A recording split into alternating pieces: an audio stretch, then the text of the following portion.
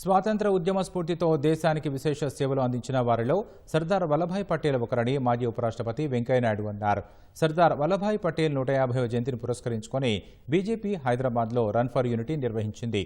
బషీర్బాగ్ కూడలిలోని బాబు జగ్జీవన్ రామ్ విగ్రహం నుంచి అసెంబ్లీ ఎదురుగా ఉన్న సర్దార్ వల్లభాయ్ పటేల్ విగ్రహం వరకు ర్యాలీ జరిగింది. బ్రిటిషర్లు భారత్ను విడిచి వెళ్లాక దేశ రక్షణ సమగ్రత కోసం పటేల్ ఎంతో కృషి చేశారని వెంకయ్యనాయుడు తెలిపారు. పటేల్, పివి నరసింహారావు స్వతంత్ర సమరయోధులు అంటే కాంగ్రెస్ పార్టీకి నచ్చదని, కేవలం నెహ్రూ కుటుంబమే వారికి ఇష్టమని కేంద్ర మంత్రి కిషన్ రెడ్డి మండిపడ్డారు. పటేల్ దేశానికి చేసిన సేవలను బీజేపీ రాష్ట్ర అధ్యక్షుడు రామచంద్రరావు, రాజ్యసభ సభ్యుడు లక్ష్మణ్ కొనియాడారు. కేంద్ర మంత్రి కిషన్ రెడ్డితో పాటు రాజ్యసభ సభ్యుడు డాక్టర్ లక్ష్మణ్, బీజేపీ రాష్ట్ర అధ్యక్షుడు రామచంద్రరావు తదితరులు ర్యాలీలో పాల్గొన్నారు.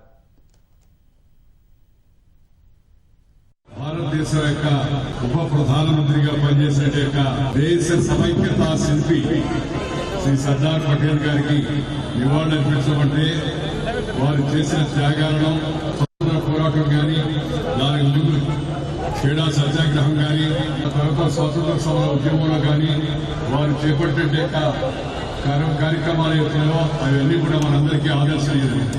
పదవిని, ప్రధానమంత్రి పదవిని అంతా మరి గాంధీ గారి కోరిక మేరకు వదిలేసుకునే మహనీయుడు చరిత్రలో మనకి ఇంకెవరు కనపడరు.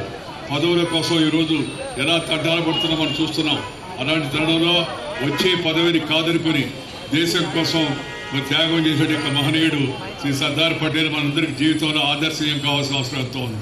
సంవత్సరం పాటు దేశంలో భారత ప్రభుత్వం తరఫున, రాష్ట్ర ప్రభుత్వాల తరఫున రాజకీయాలకు అతీతంగా కూడా ఈరోజు ఈ యొక్క ఉత్సవాలు నిర్వహించబోతా ఉన్నాం. భారతీయ జనతా పార్టీ ద్వారా కూడా ఈ యొక్క 150 జయంతి ఉత్సవాలను ఒక సంవత్సరం పాటు నిర్వహిస్తాం.